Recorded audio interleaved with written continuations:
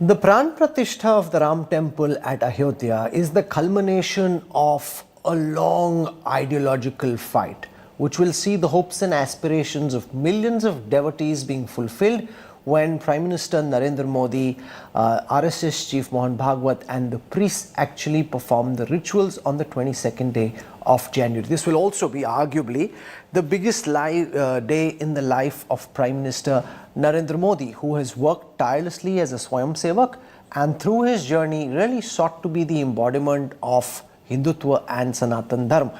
And therefore, what does this mean in the arc of India's civilizational journey? There is nobody better than Amish Tripathi who can give us the perspective on what this means for India as a people, as a nation.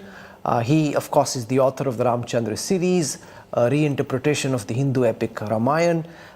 He has written Immortal India, The Legend of Suhail. There are multiple books that try and give a contemporary edge to Indian mythology. Amish Tripathi, welcome, and it is terrific to have you with us on the Newstrack. Swagat. Thank you. Thank you, Rahul. Amish, I want you to start by painting a wide arc as you can about the significance of the 22nd of January and what you think this represents for India as a people, as a nation, when decades or centuries from now, people look back on the 22nd day of January 2024. What do you think it will stand for? Rahul, I think this can be looked at three levels. One is economic, which is kind of obvious, then national unity, and then the long-term civilizational arc. Economic, it's very obvious. Just the figures of Kashi, when Kashi Vishwanath Dham was expanded, the number of tourists and pilgrims who came there, it was twice or thrice the number that used to go to Goa nationally and just shot up within a year. That was Kashi. Ayodhya will probably be multiple times of that. And this will be a massive economic boost to that entire region. But that's the economic part. And if you realize a temple and a temple economy, it actually helps everyone. People across all castes, people across all religions. That's one aspect. The second aspect is national unity. There was this brilliant author called Diana Eck who said that India was not built on the power of its kings. It was built on the footsteps of its pilgrims. Essentially, pilgrims travel to different parts of the Indian subcontinent. And that's how national consciousness was built.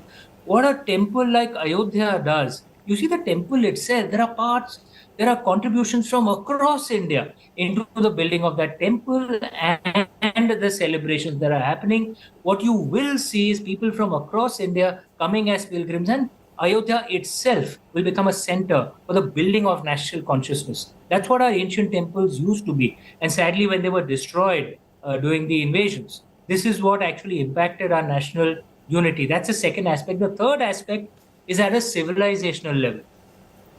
This has almost never happened in human history, where a quote-unquote pagan idol-worshipping culture has recovered its worship place. And I'm sure you're aware of the Hagia Sophia. There was controversy recently when it was converted into a mosque, because many say that it was originally a church, and the Pope himself had made a statement at that time. But what people have forgotten, 1600 years ago, actually it was a temple to a pagan goddess. And then it was converted into a church and then later into a mosque. But the pagan idol worshippers are all dead in Turkey. There's no one to talk about it. India is the only pre-Bronze Age culture that is still alive. And the fact that this has happened through a court case, through a process of law, through debate and evidence gathering, where communities across are celebrating and because of the way it happened, I'm sure you must have read of one of the Muslim litigants, Irfan Saab. He himself wanted to attend and take darshan of Lord Ram's temple. And I think it happened, I think that reaction is because of the way this happened, through a court of law, through evidence gathering. So from a civilizational perspective, it is a very, very important moment as well. It's a second Diwali. Lord Ram is coming back. Interesting, because it is not just for this year, but for time to come going to be looked at as the second Diwali. So let me now ask you some of the questions that have been doing the rounds, and I want you to explain as you can about why things are being done the way that they are. Let's start with the 22nd of January. One is that this is a highly auspicious day, which is why it's been chosen. The opposition says this is 4 days before Republic Day. You wanted to give some gap between the consecration of the Ram Temple and Republic Day. You wanted to ensure this happens before the Election Commission announced the date of polls, and therefore, while the temple isn't even fully complete, just the first floor is ready, you're doing this Pran Pratishtha because this is something the government wanted should be completed before the 2024 elections. How do you look at the fact that only one floor is ready? Does that matter, not matter in your view? And the date that's been picked, because now of course this can be read in different ways. I'm reading some of the Shankaracharyas and the others who've spoken are saying, as per the Skanda Purana, bad omens enter an idol, destroy the area if such rituals are not done properly, and they're also questioning the date that's been picked. So how do you look at this, Amish? Rahul, first of all, obviously, I wouldn't like to comment on the politicians. On Shankaracharyas, I myself am a Shaivite. I have, as all Shaivites, I have deep respect for our Shankaracharyas. And from what I know, I think two of the Shankaracharyas have supported have said that it is that they're willing to attend or support it, and two are not. And that is, of course, their point of view. But let me tell you from my understanding, my grandfather was a Pandit actually in Kashi, and from my understanding of how the process happens in a temple building, and my grandfather actually used to do Pran Pratishtha pujas as well. He was a Pandit at Vishwanath Ji and a teacher at BHU. Now, remember in ancient times, a temple would take decades and sometimes even over a century, like the Kailash Mahadev temple. So how it used to happen is there were three steps. One, there would be a puja done when the Garbha Griha was being marked out. Right? That is one. And remember, the temple would be built around. That's the first step that happens. The second step, and it gets built out from there. The second step, the second major puja that happens is when the Vigraha is placed and the Pran Pratishtha is done. That is only done when the Garbha Griha is ready. The rest of the temple may not be ready because remember, in ancient times, it could take many decades. So the Pran Pratishtha is done when the Garbha Griha is ready. This is what I learned from my grandfather, who was a Pandit.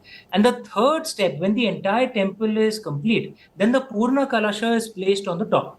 When the spire, everything is complete, when the Shikhara is complete, you place the Purna Kalasha on the top. This is my understanding. So it's not out of the ordinary that a Pran Pratishtha can take place when the entire temple complex is not ready, as long as the Garbha Griha is ready. This is my understanding of our traditions, and I say this complete and total respect towards our Shankaracharyas. I'm a Shaivite, so for us, the Shankaracharyas represent Adi Shankaracharya ji. But I believe that even among them, I think two have said that it's okay and two have said that it's not. Okay, let's now come to who performs the puja and who's present at the time of the puja. Now we're seeing 2 points of view. We know, of course, the Prime Minister Narendra Modi will be present during the puja. There are others who say, well, in what capacity? In millennia gone by, the kings at that time used to be present when such a Pran Pratishtha was being performed at the temple. They're saying, is Prime Minister Modi thinking of himself as a modern day king? In what capacity is he there? Is it right or wrong? And how do you look at the questions that are being asked about who will be present at that time? Because Mohan Bhagwat ji, the RSS chief, is likely to be present. The governor is likely to be present. We're also seeing the prospects of Yogi Adityanath, the Uttar Pradesh chief minister, being present. So those are the people apart from the two priests who are likely to be present when the puja is being performed during the Pran Pratishtha. How do you respond to those who say that why is the Prime Minister there, should he be there? Ancient times, it could be a Pandit, it could be a local very important individual, it could be the king, it could be various people who could do the main Pran Pratishtha puja. And in modern times, such great temples haven't been rebuilt. I think the only example is perhaps of Somnath ji, which was done almost immediately after independence. And if memory serves me right, I think President Rajendra Prasad ji had done the Pran Pratishtha at that time. So this, at least in modern India, this did happen, that the quote-unquote political leaders, because Rajendra Prasad ji was the president, did do this. But having said that, I don't know what are the actual rituals that are going to happen at the Ram Janmabhoomi ji itself on 22nd Jan. So may not be correct for me to comment on that. Okay, now let's look at the question of what this means for Ayodhya itself, because as you well know, there are so many different interpretations of the Ramayana, and one of the concerns that's being raised is that one idea of Bhagwan Ram and one form of worship is being sought to be imposed or being made the norm, whereas religion is actually a very private, personal matter, and everyone should be allowed to practice their religion or not in the manner in which they wish to. However, if you make such a big song and dance around the Pran Pratishtha, you're making religion a communal affair, whereas actually it's a private, personal matter. Rahul, this thing that religion is a private personal matter is actually a Western paradigm, and it emerged from the rationalist movement when they were fighting the church in the West. The reality of India is religion is both a personal matter and a communal matter.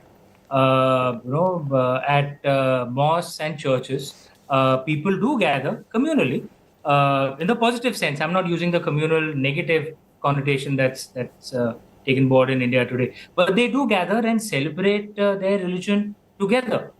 In the Hindu way, the festivals are very important. So festivals are essentially a communal gathering. So this thing that religion is a private matter is more like a Western paradigm. So someone to say that in India is they're not really living in India then.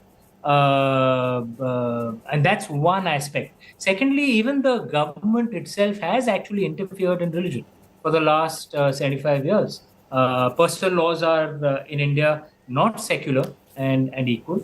There are differences on how religions are treated by the state. In some cases, it treats like Hindus, Sikhs, Buddhists, Jains have tax benefits which Muslims and Christians don't.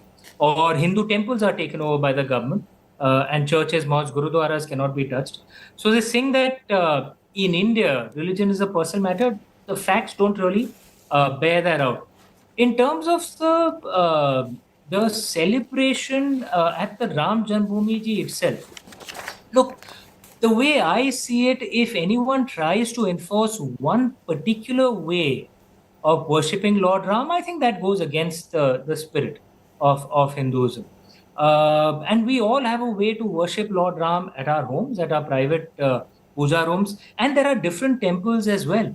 Remember, for example, at the temple at Orsha, Lord Ram is worshipped as a king, right? In the temple at Ram Janmabhoomi ji, he will be worshipped as a child, as Ram Lalla. Even the Vigraha, the Murti, will be of him as, if I'm not mistaken, it should be. It'll be of him as a child, which is what it should be in a temple such as this. Um, and so there are different ways of worshipping Lord Ram, no doubt. Okay, now you mentioned that this is likely to be a second Diwali. We're seeing this year for certain, this will be celebrated as Deepavali. Does it then mean that for time to come, we'll have two Diwalis, one sometime in October, November, and the other on the 22nd of January?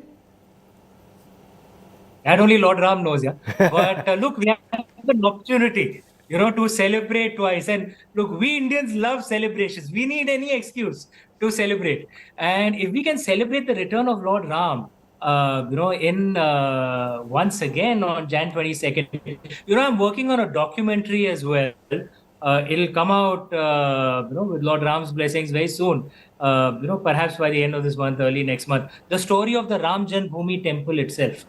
And one of the things that struck us when we were making this documentary, and we interviewed Hindus of all castes, Muslims, people across,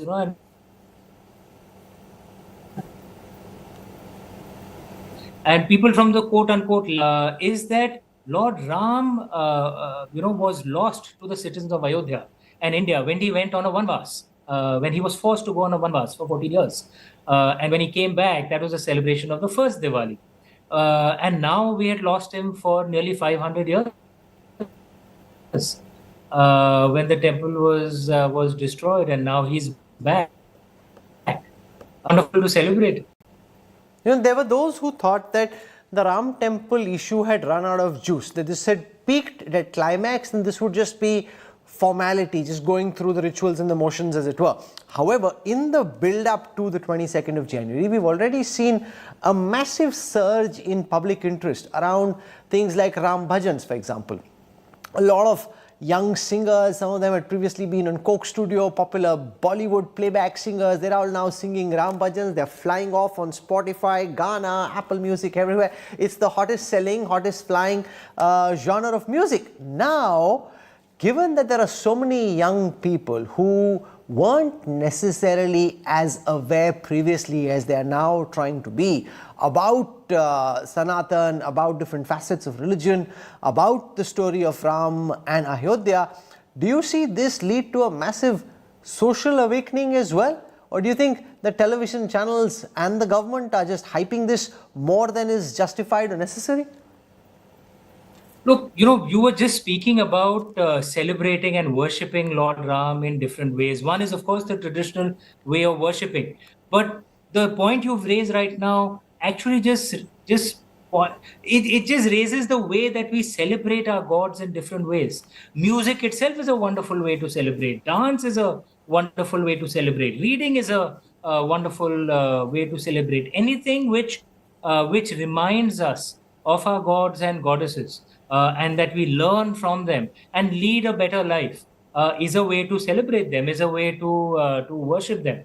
And no, I don't think the television channels are hyping it up. One can sense it, across India. One sensed it during the documentary that we were making. We've just recorded and shot a song which we'll release soon, and we had kids jumping and dancing while we were making the video of the song. The mood is different, and I say this. The only thing that I think one should hold very strongly is that when this does revive, we must remember that Lord Ram never differentiated, between his followers or those who worshipped him or even those who didn't.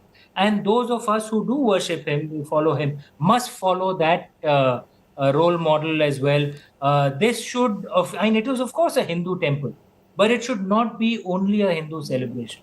All 1.4 billion of us, we must carry everyone along. And I think that to me would represent Lord Ram's way much more deeply. All 1.4 billion of us are his people.